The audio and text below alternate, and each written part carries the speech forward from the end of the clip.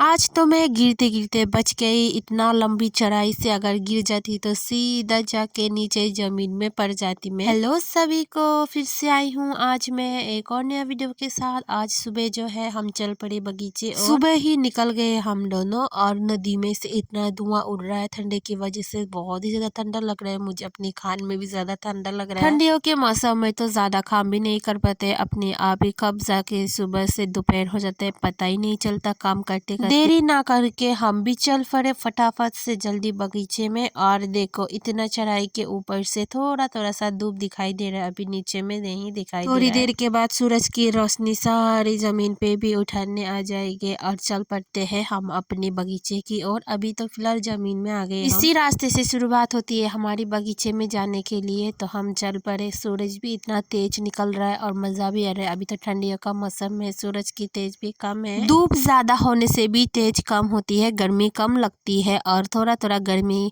लगने से तो अभी सर्दियों के मौसम में अच्छा ही लग रहा है। तो हम भी चल पड़े, बात करते करते हम आधे रास्ते आ चुके हैं। अब देखो यही से शुरू होती है चढ़ाई। हमारी बगीचे में जाने के लिए ना बड़ा बड़ा चढ़ाई क्रॉस करके जाना पड़ता है, अभी से शुरुआत होती है चढ़ाई की। अब देखो इतना बड़ा बड़ा जंगल में क्रॉस करके जाना पड़ता है हमें। और यहाँ पे एक घर भी है, पता नहीं ये लोग कैसे पानी इतना दूर से लेके आते हैं, यहीं पे गुजारा करते हैं। मैं तो अगर पानी लेने जाऊंगी तो मर ही जाऊंगी वहीं पे। जाते जाते हमारे नजर में पड़ी एक पुचकी सा गाय की बच्चे, पता नहीं कैसे लोग है ये, सारी रात यही जंगल में बांध के चला जाता है उसकी माँ और उसकी बेटी। बच्चे को तो नहीं बांधा है लेकिन उसकी माँ को वहीं पे नीचे में केले की पेड़ के ऊपर ही बांध के चला गया। सूरज भी धीरे धीरे से फैलने लगे है, रोशनी। गाय के लिए ना इतना बुरा लगता है भाई, सोने के लिए भी जगह नहीं। ये तो सूखा है लेकिन नीचे जब जमीन पे बांध के चला जाता है ना, पूरा सा जमीन भीगा है, पता नहीं कैसे सो पाएंगे वो लोग। अब तो आ चुके हैं हम एकदम ऊपर की चढ़ाई में, और उससे भी ज्यादा ऊपर एक चढ़ाई चढ़ना है।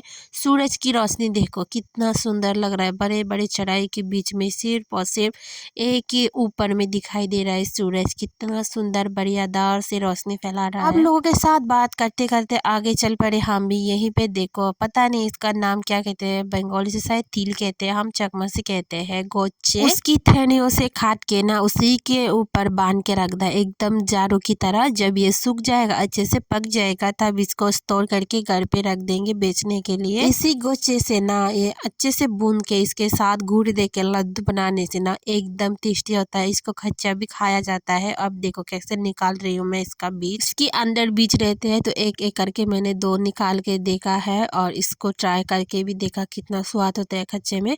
कच्चे में ज़्यादा स्वाद नहीं होता है, जब इसको भूनते हैं ना और भी ज़्यादा अच्छा खुशबू सा स्मेल आता है इसके ऊपर। अब पहुँच चुके हैं हम अपने बगीचे में, और देखा यहाँ पे ललन फादा, जो हम कहते हैं चकमा से ललन फादा, ये ना बहुत ही टेस्टी होता है। फिर मैंने यहीं पे फटाफट से तोड़ लिया है ललन फादा। कल मैं जाऊंगी अपनी मायके में तो मम्मी के लिए लेके जाऊंगी सब्जियां। और आ गई हूँ मैं अभी आलू की खुदाई करने। इतना दिन से ना आलू लेके जा रहे हम घर पे, पता नहीं क्यों आलू खत्म ही नहीं हो रहा है। एक ही पौधा खोदने से इतना ज्यादा आलू निकलता है, क्या बताओ। एक पेड़ में से 10 किलो से ज्यादा निकलते हैं, तो मैंने 2 पेड़ से खुदाई करके निकाला इतना सारा आलू। 2 आलू की पेड़ से ना खोद के 20 किलो से ज्यादा मिला है आलू। अभी मुझे मिला है एक बड़ा सा आलू और भी है इस पेड़ में, तो सभी आलू को मैं एक एक करके खुदाई करके निकाल दूंगी अच्छी तरीके से। एक के ऊपर एक रहने की वजह से ना ज्यादा ही आलू काट जाती है दाव से। ये वाला आलू एकदम लंबा है, तो इससे भी ज्यादा लंबी लंबी आलू मिलता है। एक आलू का वजन तो लगभग 1 किलो के आसपास ही होगा। जो छोटा वाला है वो तो नहीं होगा, लेकिन जो बड़ा वाला है उससे ज्यादा होगा। अब देखो इसकी थैलियां तो सीधा मेरे ऊपर गिरने लगी है आलू। फिर मैं नहीं खोद पा रही थी ज्यादा, मेरा हाथ दुख रहा था, इसलिए मैंने मेरे हस्बैंड को बोला कि तुम थोड़ा सा खोद के निकाल दो ये वाला पौधा। फिर आलू जितने भी है उतने एक एक करके उन्होंने सारा आलू को खुदाई करके निकाल दिया। तो मैं सिर्फ उसको देखते रही और मैं उसकी मदद भी नहीं करी। अब देखो कितना सारा आलू खुदाई करने के बाद इतना सारा बच गया है पेड़ में, और नीचे इस साइड में भी एक रह गया। एक ही पेड़ में इतना और इस पेड़ में से इतना आलू मिला है, और अंदर भी है 2 आलू जो मिट्टी के नीचे ज्यादा सीधा नीचे में 2 है और इस साइड में एक गया है, तो इसको भी खोद के निकाल लिया हमने। अब देखो इतना बड़ा सा निकला है ये। इस आलू का वजन तो लगभग 1.5 किलो हो गई होगा, बहुत बड़ा है ना ये, लेकिन ये देखने में इतना सुंदर नहीं है। अब देखो कितना सारा आलू मिला। आलू खुदाई करने के बाद मैं यहीं से अरबी का लोती भी ले लिया है। अब देखो ढेर सारा आलू, सारे आलू को मैंने यहीं पे एक जगह पे इकट्ठा कर लिया। इतना सारा आलू तो खुदा ही खा लिया, लेकिन कैसे लेके जाएंगे, इतना बड़ा बड़ा चढ़ाई चढ़ के कैसे लेके जाएंगे, वही डर लग रहा है मुझे। अगर आलू को हम यहीं पे छोड़ के जाएंगे तो देर सारे चूहे भी आने लगते हैं, और चूहे तो बड़े बड़े गड्ढा खोद देते हैं, तो हमारी रबर के पौधे के लिए बहुत ही मुश्किल होगा। इसलिए जितना जल्दी हो सके हम सारे आलू को लेके जाएंगे। और फिर आगे मैं अरबी का लोती दुनने इतना सारा और भी मिलता है। फिर मैं इस साइड में चल पड़ी। बारिश की सीजन में ना दो दो पहाड़ों के बीच में एक पानी बह के यहाँ पे थोड़ा सा छोटा सा नदी की तरह बन गया, और यहीं पे कुआं खोद रही है। जब हम घास के ऊपर दवाई स्प्रे करेंगे ना तब हमें पानी का जरूरत पड़ता है, इसलिए लोग यहीं पे कुएं खोद लिया है, छोटा छोटा करके कुआं बना दिया गड्ढा खोद के। अब आए हैं हम यहीं पे बनाना फ्लावर लेने के लिए, जो मम्मी लोगों के लिए, मम्मी पापा के लिए हमें लेके जाना है घर।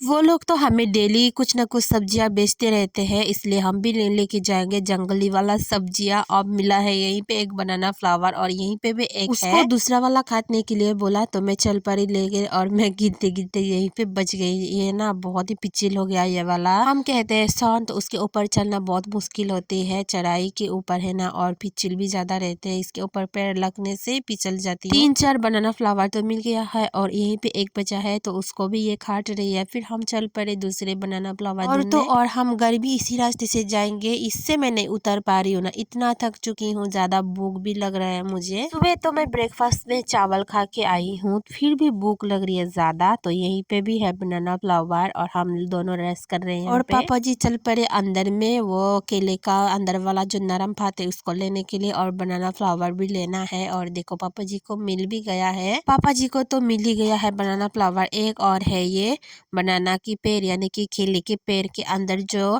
एकदम नरम वाला पात रहता है, उसको हम भरता बना के भी खाते हैं, और उसको बॉयल करके भी उबाल के मिर्ची के साथ खाते हैं, इसलिए हमने ले लिया। और यहीं पे भी है एक बनाना फ्लावर। सारा बनाना फ्लावर मिलके और एक बनाना पेड़ मिलके तो बहुत सारा सब्जियां भी हो गया है। तो अब हम भी चढ़ पड़ेंगे घर की, और बहुत ज्यादा सब्जियां तो ये है जो केले के अंदर वाला पात, जो नरम पात है उसको ले लिया। और सबको भूख भी लग रहा है ज्यादा, तो सुबह खाना खा के आए ना, अब दोपहर के 1 बजने लग गया है, तो भूख लग रहा है। और मैंने इसको कैसे लिया, कंधे के ऊपर ले लिया, ज्यादा वजन है, आलू का वजन भी इतना ज्यादा है, और थैलियों में भी इतना ज्यादा सब्जियां भर भर के लिया है, बहुत ज्यादा वजन हो गया। फिर आधे रास्ते में हम रुक गए थोड़ा सा रेस्ट करने। इतना लंबा लंबा चढ़ाई चढ़ने के बाद तो इतना थक जाते हैं ना, थकान सा महसूस हो रहा है, और भूख भी लग रहा है, इसलिए ज्यादा ही थक चुके हैं। अब जाके हम रास्ते में पहुंच चुके हैं, और इतना ज्यादा धूप भी लग रहा है, गर्मी भी ज्यादा लग रही है। अब हम लेट ना करके जल्दी चलते हैं, तो मुझे छोड़ के आने के बाद और पापा जी को भी यहीं से लेके जाना पड़ेगा, ज्यादा वजन है इसलिए 2 नहीं लेके जाया। अभी तो हम पहुंच चुके हैं एकदम घर में, और मैंने नहा भी लिया है, और यहीं पे आलू छीलना भी शुरू हो गया दोपहर को खाने के लिए। आज का मेरा वीडियो यहीं पे खत्म करती हूँ, मिलती हूँ एक और नया वीडियो के साथ।